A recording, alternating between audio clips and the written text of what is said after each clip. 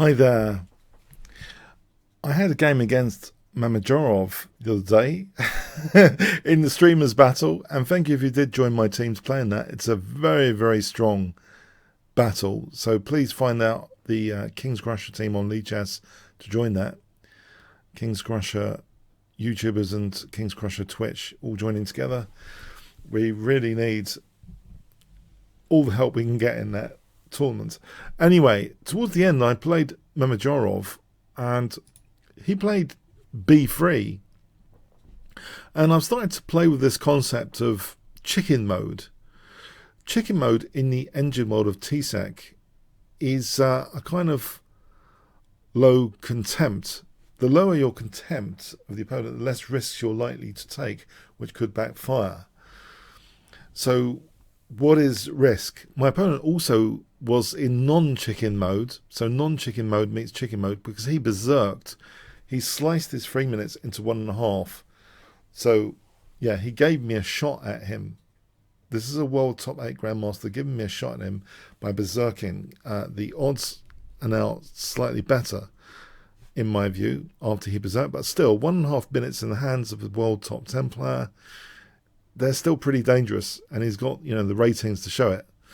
So, very, very high rating as well. So I played g6. Bishop b2, we have knight f6. He didn't double my pawns. We have knight f3. Bishop g7, g3, c5, bishop g2, knight c6. Mamedyarov castled, d5, c4. And I thought I was quite comfortable here. Isn't this a little bit like a Benoni in reverse, this structure? And yes, check out my Kingscrusher TV/pawns, where I talk about pawn structures. But the Benoni in reverse, I thought, okay, I've got Benoni in reverse, and it's blunting out the bishop here. So we have bishop f5, but he hasn't committed yet a pawn to d3. I play h5 here. He has got this kind of queenside pawn majority, like you do generally in the Benoni when you're playing black. You've got that queenside pawn majority. You've got that pressure on the e file. So there's a few little perks of Benoni in reverse. But do I have a standard plan? So a5, am I going for this standard plan that you would try against Benoni, trying to hit that vulnerable pawn, that kind of backward pawn? It's not able to be defended by any other pawn. It has to be pieces nannying that pawn. So it can be a burden. We have knight e5. I take that. Rook takes. Queen d7. As though I'm going to swap off this bishop. Queen e2. Rook fe8, I defend that e7 pawn, knight d2. Knight g4 hitting the rook. Now rook b5. b7 is under fire. I defend it. Knight f3. e5, h3. And now I make a big mistake. In theory, I should have played knight h6, it seems. After knight g5, white has a small edge. In fact, yeah, white's played it well. This Benoni in reverse, that e4 square is kind of luscious. d3 is not such a problem. White does have the small edge. So I kind of played this. It's a bit committal. He took on g4. And I took his knight. Queen takes. Bishop takes. Queen d5. This is a bit of a mistake, apparently. Queen f4 might be more solid. So with queen d5, queen e7. And this is, again, a kind of counter mistake. Better, it seems, is rook e2. With a small edge there. That would be the better way to approach it. It seems more accurate. But queen e7 was played. So the rook's not hitting the bishop.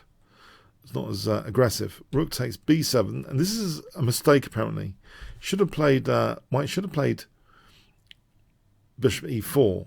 In which case b6. This position. Black's only slightly better here. That would be only slightly better. But he played he played rook takes b7, and I took that, and now queen e2, and all of a sudden this is pretty dangerous for white. We have bishop d5. If bishop c1, let's put bishop c1 on the board, then I use that disconnection with queen e1 check, and rook e2 is pretty crushing, actually. It doesn't matter about this check. This is just crushing. It's going to be absolutely devastating for white's king safety. So, bishop d5. I do take the time to protect f7. It turns out I don't even need to. Queen takes b2. It's harmless, queen takes, because I'm going to be picking up the rook with a small edge. But anyway, I played rook e7, which I thought was safer. Check, queen d6, and now I take the bishop, hitting the rook. He takes my rook, so I'm a piece up here.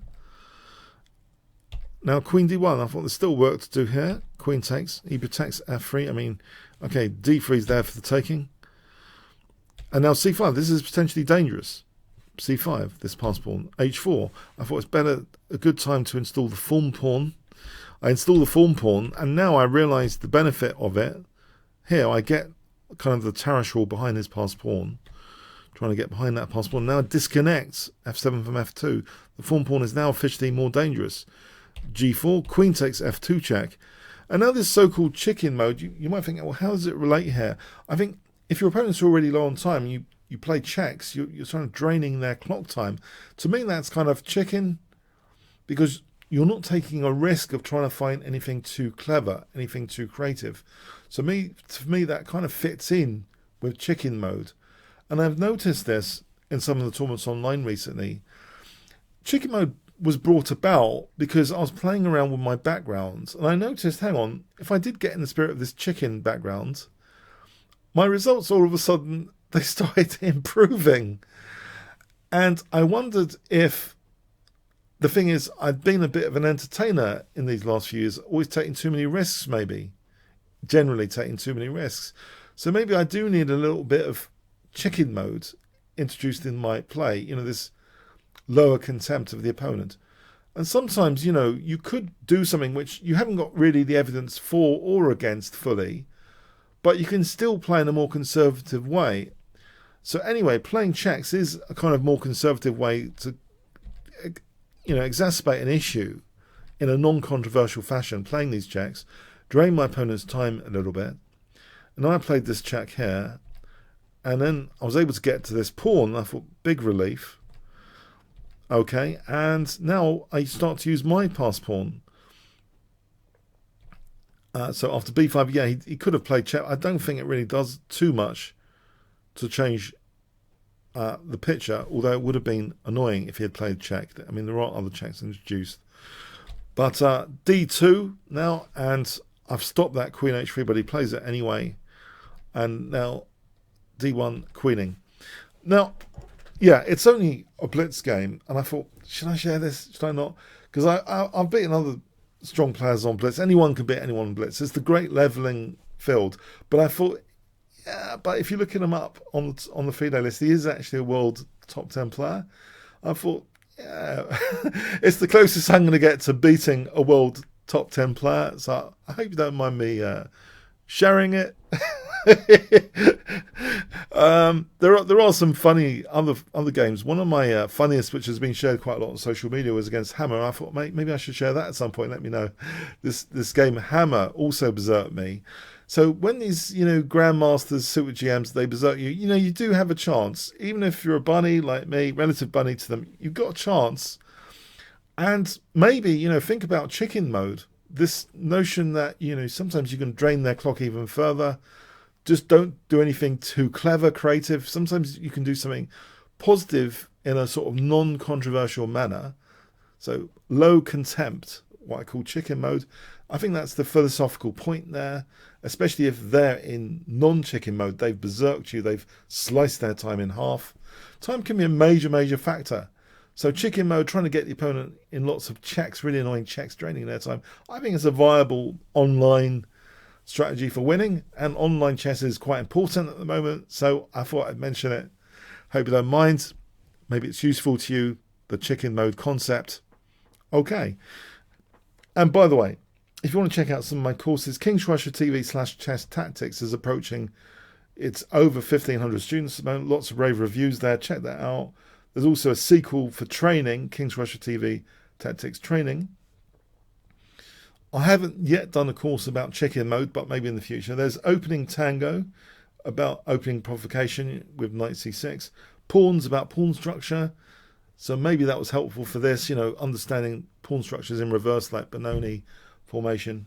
London system, is a bit of a chicken opening way. It's super solid. It's not very ambitiously creative, but it's super solid and reliable, you know, like a Volvo. So that's a bit of a chicken mode opening as well to check out. Okay. Comments, questions, like, share, subscribes, all appreciated. Thanks so much.